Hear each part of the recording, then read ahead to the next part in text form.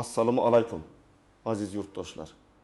Bugun men pensiya olayotgan har bir inson uchun juda muhim bo'lgan mavzuni tushuntirib beraman. 2026 yil avgust oyida pensiyaga kim 300 ming so'm, kim navbahir ming so'm, kim esa betis 70 ming so'mgacha qo'shimcha olishi mumkin. Bu oddiy xabar emas. Bu ma'lumotni bilmagan odam pulini yo'qotishi, hujjatini vaqtida topshirmasligi yoki o'ziga tegishli qo'shimchani olmasdan yurishi mumkin. Shuning uchun videoni oxirigacha ko'ring. Men bugun oddiy tilda raqamlar bilan, hayotiy misollar bilan tushuntiraman. Kimga qo'shimcha avtomatik qo'shiladi? Kim albatta pensiya jamg'armasiga borish kerak? Kim esa kutayotgan pulini olmasligi mumkin? Hozirning o'zida kanalga obuna bo'ling, like bosing. Chunki bunday ma'lumotlar aynan pensiyadagi ota-onalarimiz, bobo-buvilarimiz va ularning farzandlari uchun juda kerak. Avvalo bir narsani aniq tushunib olaylik. Pensiyaga qo'shimcha deganda hamma bir xil pul oladi degani emas. Ko'pchilik avgustdan pensiya oshar ekan, demak hammaga bir xil qo'shiladi deb o'ylaydi. Mana shu eng katta xato. Pensiya tizimida oshirishning bir nechta yo'li bor. Birinchisi umumiy indeksatsiya, ya'ni barcha pensiyalar ma'lum foizga oshiriladi. Ikkinchisi minimal pensiya miqdori oshadi va minimal darajadan past bo'lganlar yuqoriga tortiladi. Uchinchisi ayrim toifalarga ustama yoki kompensatsiya beriladi. To'rtinchisi hujjati qayta ko'rilgan, ish staji yoki ish haqi bo'yicha ma'lumotlari to'ldirilgan fuqarolarning pensiyasi qayta hisoblanadi. Oldin qanday edi? Oldin ko'p odam pensiyasi bir marta tayinlangandan keyin shu bilan yuraverardi. Masalan, odam 2012-yilda pensiyaga chiqqan, lekin 1990-yillardagi ish haqi arxividan topilmagan. Pensiya jamg'armasi mavjud hujjatlar asosida pensiya tayinlagan. Keyin odam arxiv ma'lumotini topgan, lekin qayta hisoblashga ariza bermagan. Natijada u yillar davomida kamroq pensiya olgan. Yoki ayol kishi farzand parvarishi davri stajiga kirishni bilmagan, ayrim davrlar hisobga olinmay qolgan. Yoki nogironligi bor fuqaro qo'shimcha ustama olish huquqiga ega bo'lgan. Lekin tibbiy ma'lumotnoma vaqtida yangilanmagan. Endi nima o'zgaryapti? Avgust 2026 bilan bog'liq asosiy e'tibor shunda: pensiya miqdorlarini qayta ko'rib chiqish, ayrim toifalar bo'yicha qo'shimcha to'lovlarni aniqlash va minimal kafolatlangan darajaga yetkazish masalasi yanada muhim bo'ladi. Ya'ni sizning qo'shimchangiz 300 ming so'm bo'ladimi? 1 ming so'm bo'ladimi? Yoki 570 ming so'mga yaqin bo'ladimi? Bu uchta omilga bog'liq. Hozirgi pensiyangiz miqdori, sizning toifangiz va hujjatlaringiz to'liq yoki to'liq emasligi. Men birinchi guruhdan boshlayman. 300 ming so'm atrofidagi qo'shimcha odatda pensiyasi minimal yoki minimalga yaqin bo'lgan, lekin katta ustamalarga kirmaydigan fuqarolarga tegishli bo'lishi mumkin. Masalan, yoshi bo'yicha pensiya oladigan, ish staji bor, lekin pensiyasi yuqori emas. Bunday odamlarda pensiya bazaviy oshirish yoki minimal darajani ko'tarish natijasida ortadi.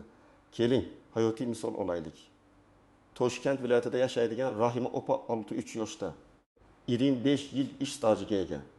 U maktab oshxonasida, keyin tikuvchilik seksida ishlagan. Pensiyasi hozir 1 million 200 ming so'm atrofida deb tasavvur qilamiz.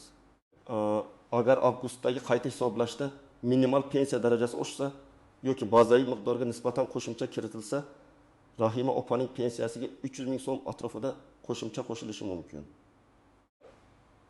Natijada u 1 million 70 ming so'mga yaqin olishi mumkin. Bu yerda muhim nuqta: Rahima opaga 300 ming so'm alohida mukofot sifati emas, balki umumiy pensiya qayta hisoblangani uchun qo'shiladi. Yana bir misol. Qashqadaryolik Aqmal aka 66 yoshda, pensiyaga chiqqaniga 5 yil bo'lgan. Ish staji yetarli, lekin ayrim yillarda rasmiy ish haqi past bo'lgan. Hozirgi pensiyasi 1 million 400 ming so'm deylik.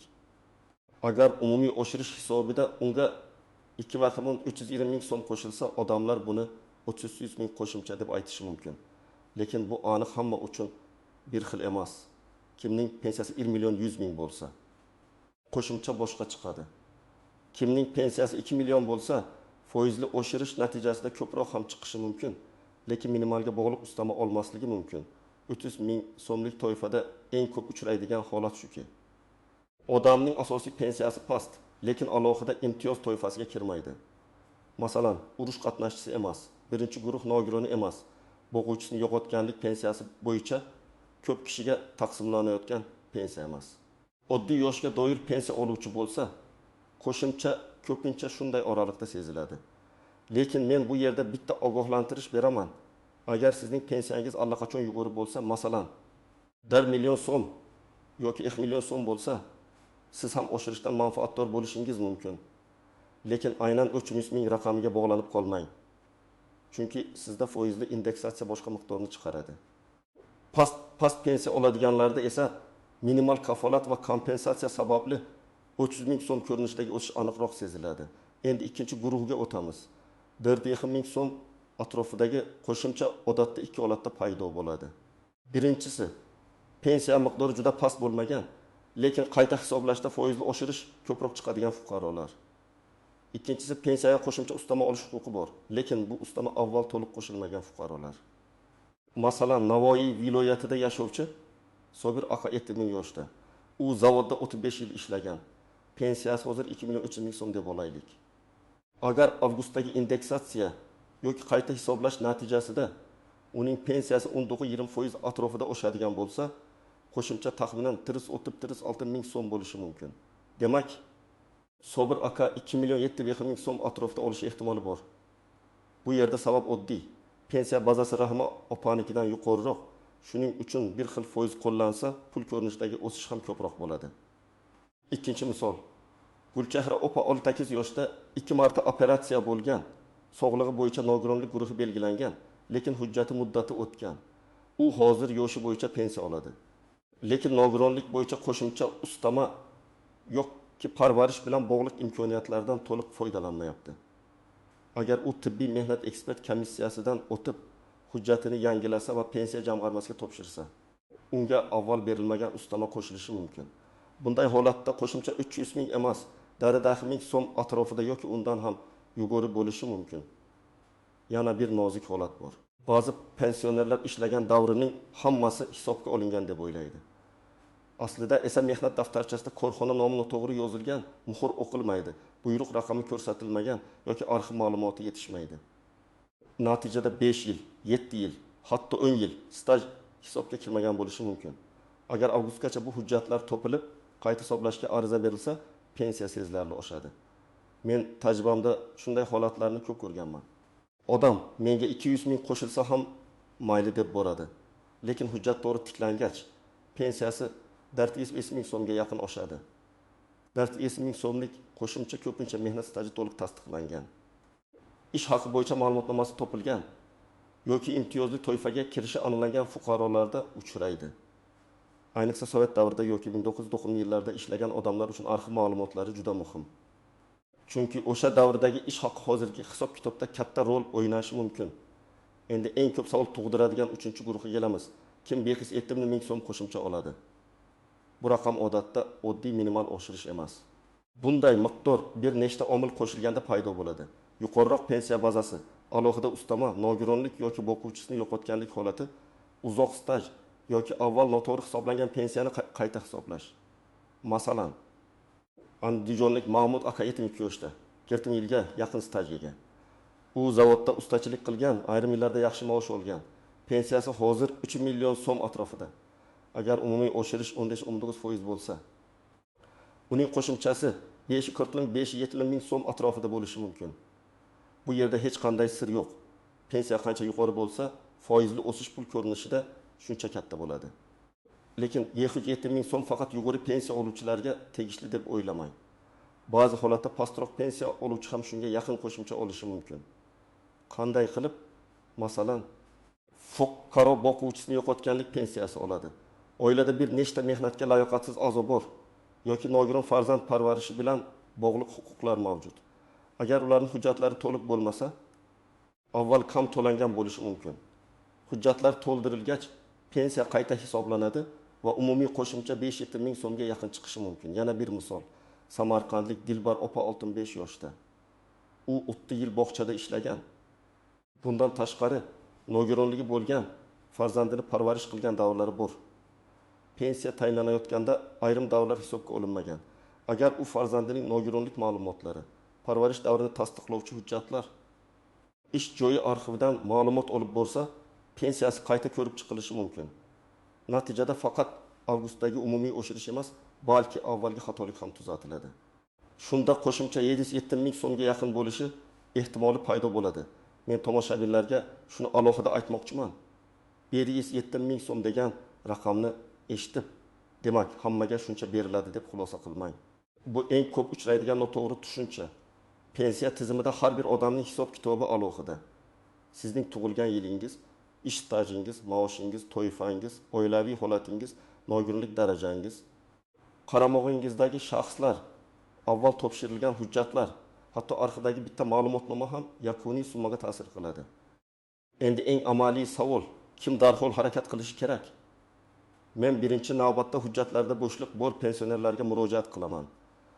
Agar siz pensiyaga chiqqaningizda bu yilingiz tasdiqlanmadi, arxivdan ma'lumot kelmadi, mehnat daftarchasida yozuv noaniq, ish haqi ma'lumotnomasi yo'q degan gaplarni eshitgan bo'lsangiz, siz kutmasligingiz kerak.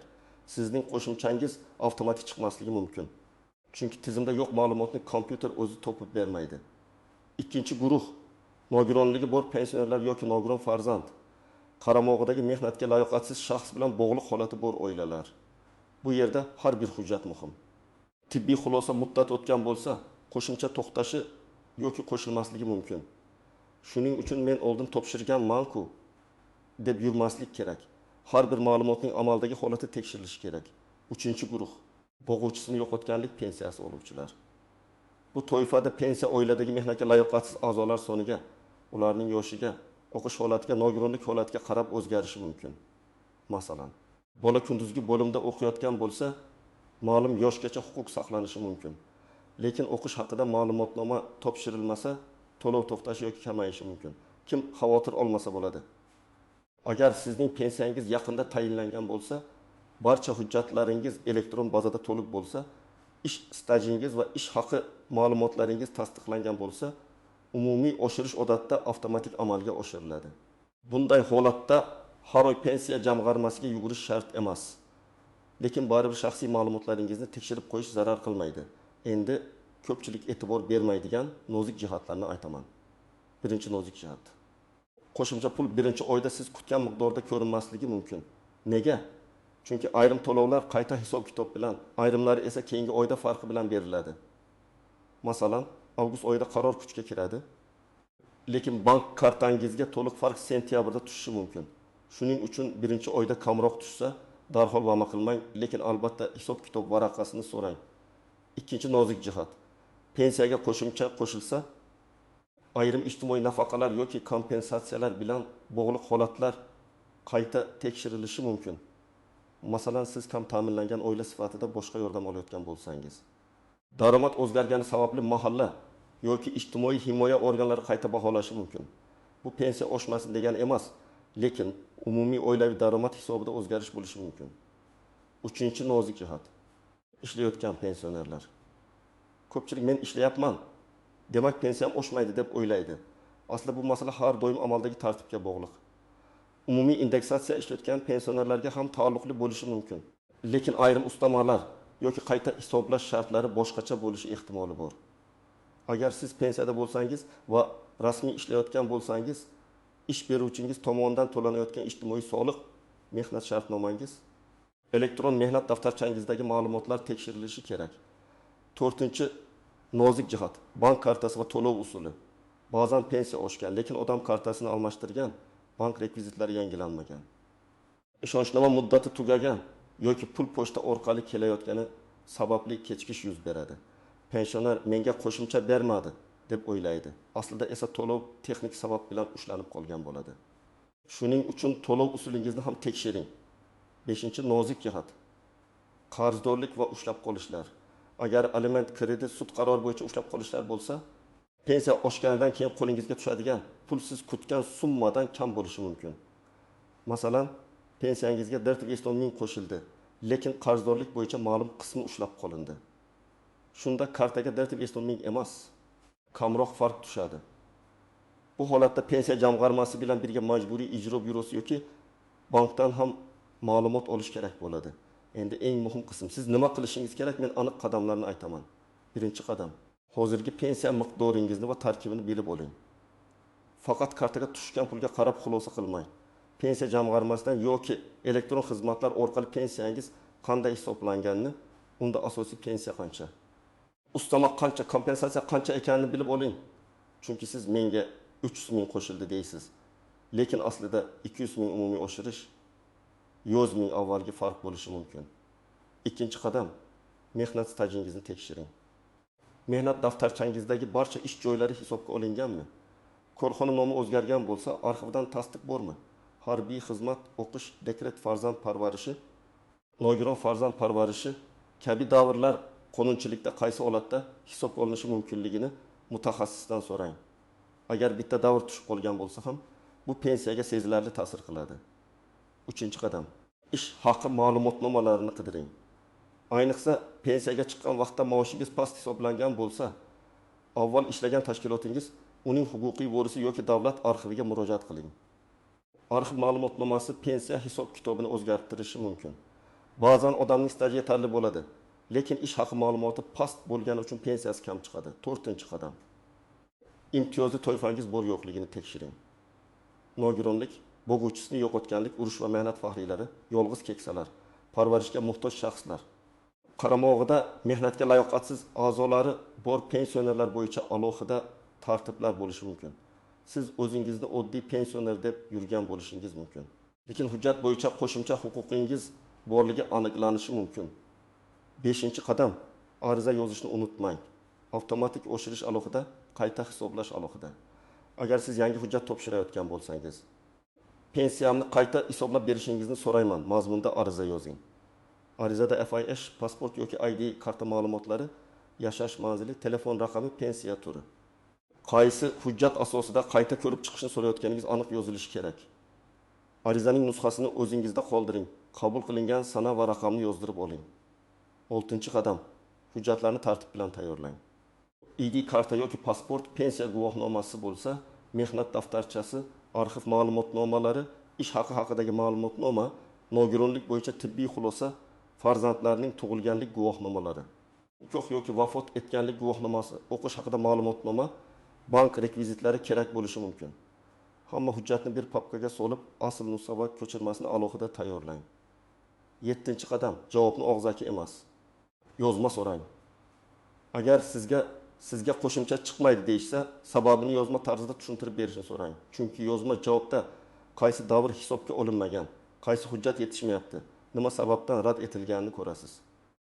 Shundan keyin xatoni tuzatish osonroq bo'ladi. 8-qadam, farzandlar ota-onasiga yordam bersin. Ko'p pensionerlar arxiv, elektron xizmat, ma'lumotnoma, bank, mahalla degan ishlarni o'zi uddalay olmaydi.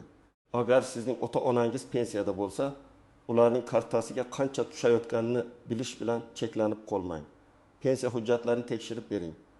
Ba'zan farzand bir kun vaqt ajratib, ota-onasining pensiyasini 300 ming yoki 450 ming so'mga oshirishga yordam beradi. Bu yiliga 3 million 600 ming, 5 million 400 ming so'm degani. Agar 507 ming so'm qo'shimcha chiqsa, yiliga 6 million 804 ming so'm bo'ladi. Bu pensioner uchun juda katta yordam. Demak, avgust 2026da pensiyalarga qo'shimcha masalasida eng muhim narsa shuki, 300 ming, 720 ming yoki 720 ming so'm hammaga bir xil tarqatiladigan pul emas. Bu sizning pensiya miqdoringiz, toifangiz, stajingiz, ish haqi ma'lumotingiz va hujjatlaringizga bog'liq. Kimdadir qo'shimcha avtomatik qo'shiladi, kimdir esa ariza bermasa, o'z pulini ola olmaydi. Mening tavsiyam oddiy, bugundan pensiya hisob kitobingizni tekshiring. Hujjatlaringizni tartibga keltiring, arxiv ma'lumotlarini qidiring, imtiyozli huquqlaringizni aniqlang va kerak bo'lsa, pensiya jamg'armasiga yozma ariza bilan murojaat qiling. Ayniqsa staji to'liq hisobga olinmagan, nogironlik hujjati bor, bo'g'uvchisini yo'qotganlik pensiyasi oladigan yoki eski ish haqi ma'lumotnomasi topilmagan fuqarolar bunga befarq bo'lmasin. Agar sizningcha pensiyalarga qo'shimcha qanday berilishi kerak? 300 ming, dardim 70 ming yoki 70 ming so'm yetarlimi? Fikringizni izohlarda yozing. Videoni foydali deb bilsangiz, like bosing, yaqinlaringizga yuboring va kanalga obuna bo'ling. Keyingi videolarda men yana pensiya, nafaqa, subsidiya va ijtimoiy to'lovlar bo'yicha eng muhim yangiliklarni oddiy tilda tushuntirib boraman.